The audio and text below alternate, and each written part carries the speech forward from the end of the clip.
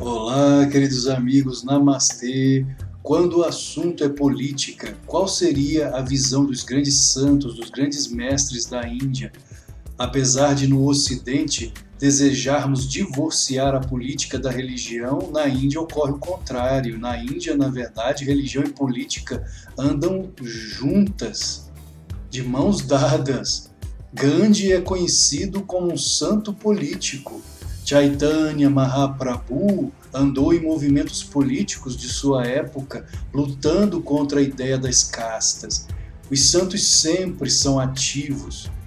Mahatma Gandhi, Paramahansa Yogananda, Swami Vivekananda sempre falaram a respeito da importância do amor e da união entre política e religiosidade. Gandhi disse: aquele que pensa que religião nada tem a ver com política não entende nada de religião.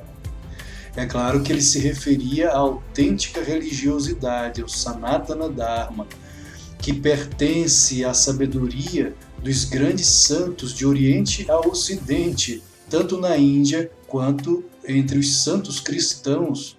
Todos sempre se envolveram com as questões políticas, porque quando divorciamos Deus, quando separamos a política de Deus e os assuntos sociais de Deus, que é a essência de todas as coisas, a sociedade se torna profundamente infeliz e miserável em todos os sentidos, tanto material quanto psiquicamente falando, intelectualmente falando e espiritualmente falando.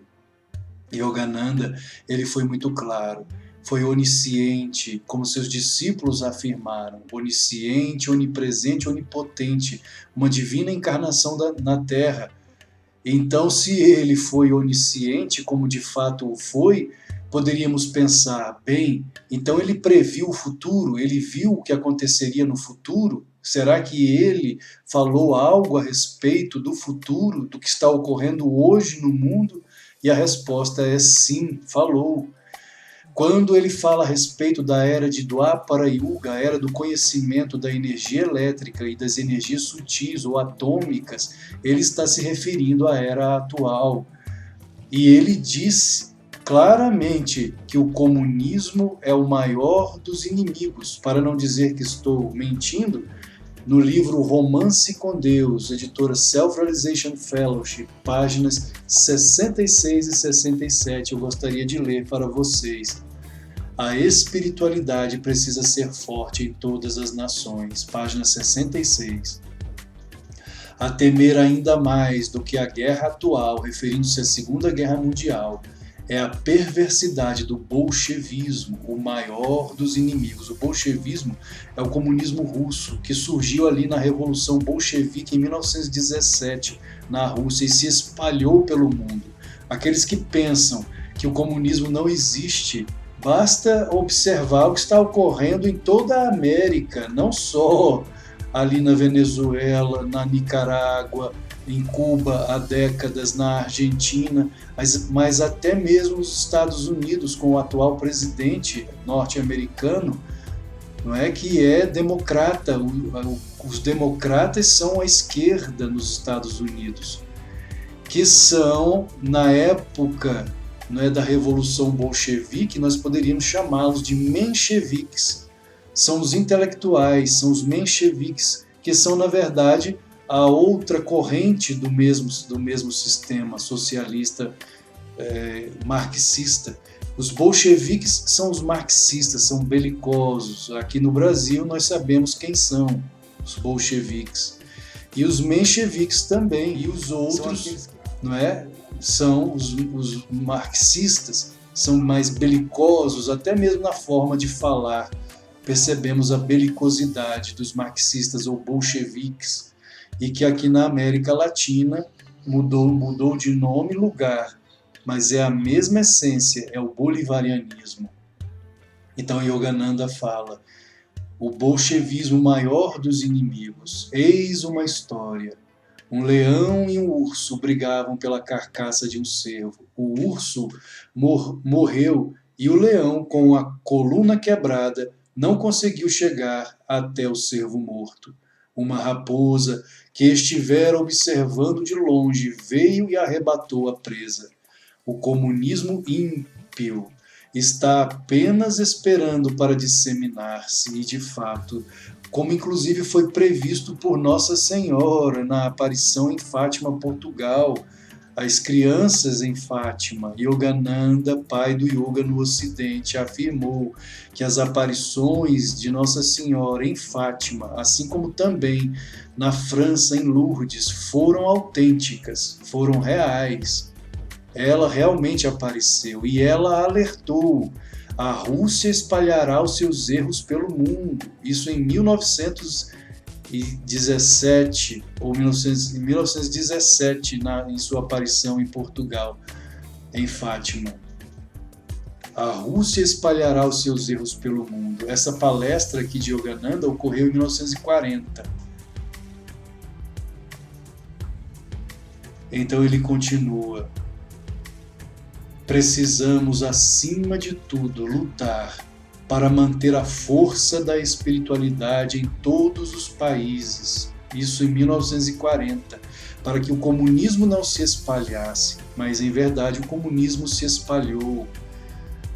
A apologia às drogas, a liberação das drogas, do aborto, não é? E assim por diante, as pautas do marxismo, socialismo, comunismo, esquerdismo, estão aí, e essas pautas é que têm, em verdade, feito com que o comunismo se espalhasse, destruindo nações, invertendo valores. O livro negro do comunismo afirma que somente no século XX foram mais de 100 milhões de pessoas mortas pelo comunismo.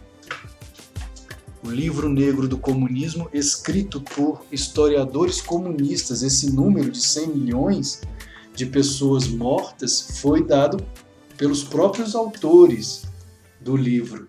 É horrível, é terrível o que é narrado neste livro, das perversidades do comunismo, como Yogananda afirmou, as perversidades do bolchevismo. E ele continua: o que impede as pessoas de roubar? O compartilhamento recíproco. E aqui ele não está sendo a favor do socialismo. O compartilhamento recíproco deveria ser solidariedade, algo natural. Se você tem mais, ajude os que têm menos. Isso não é socialismo. Isso é a lei da natureza. É a lei da natureza, não tem nada a ver com o marxismo. Ele continua: para que todos tenham o que necessitam e o conhecimento de que Deus é nosso Pai e que somos todos seus filhos, irmãos em uma família universal. O patriotismo nacional não é suficiente. Se o ideal de Deus e da fraternidade desaparecerem, não haverá mais razão para viver. Vejam bem o que ele fala. Se o ideal de Deus... Veja o que está ocorrendo na Nicarágua, padres sendo perseguidos. Vejam o que ocorre no Tibete, desde 1950, desde que a China comunista invadiu o Tibete. Há 72 anos, Dalai Lama foi expulso, os tibetanos são proibidos de cultuar o seu líder, o Dalai Lama, proibidos de praticarem o budismo, perseguição às religiões. Então vejam o que ele fala: se o ideal de Deus ou das religiões e da fraternidade desaparecerem, não haverá mais razão para viver. Se você é impedido de praticar a sua religião, seja ela o cristianismo, o budismo, o próprio yoga ou qualquer outra, e obrigado a viver dentro da visão do materialismo dialético de Marx, o que é o materialismo dialético? É a negação do metafísico. Isso é o materialismo dialético de Karl Marx, termo criado por ele. Materialismo dialético é a negação do espiritual e levar uma vida voltada somente para o social. Na verdade, o marxismo ele produz o reducionismo do ser humano. Nós temos 5 dimensões, segundo o yoga, segundo os koshas. O Ana Maya Kosha, que é o corpo físico, Ana quer dizer alimento, corpo de alimento biológico, Pranomaya Kosha, o corpo energético, Manomaya Kosha, o corpo mental, Vijnanamaya Kosha, o corpo intuitivo, e Anandamaya Kosha, o corpo da bem-aventurança. São 5 dimensões dentro desta realidade dualística, dentro da dualidade. E o Atman, que é o nosso eu real, está inserido nesses 5 koshas, nesses 5 invólucros. O que o marxismo propõe? O reducionismo. Reduz o ser humano apenas ao social e nada mais. E nos dias atuais combate até mesmo o biológico, dizendo que ninguém nasce homem, ninguém nasce mulher, ou seja, o combate até mesmo ao biológico. É o reducionismo do ser. E Yogananda continua. O que impede as pessoas de roubar. O patriotismo nacional não é suficiente. Quem criou o mundo? Quem nos criou? Sabemos que Deus existe, que nada anule essa ideia.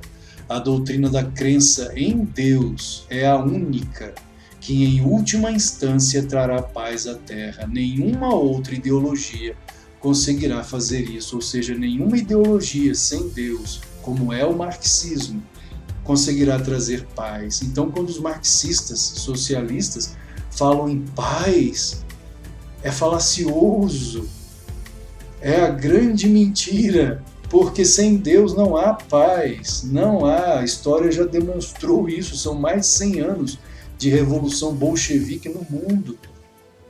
Onde houve paz? Em que nação houve paz? Pelo contrário, são as ditaduras de esquerda que impedem os direitos fundamentais do ser humano, como ir e vir. Se você está em uma nação socialista, como a Coreia do Norte, por exemplo, ou Cuba, a dificuldade para sair dali é muito grande. Não há o direito de ir e vir, não há o direito de livre expressão, de imprensa, não, tudo é controlado.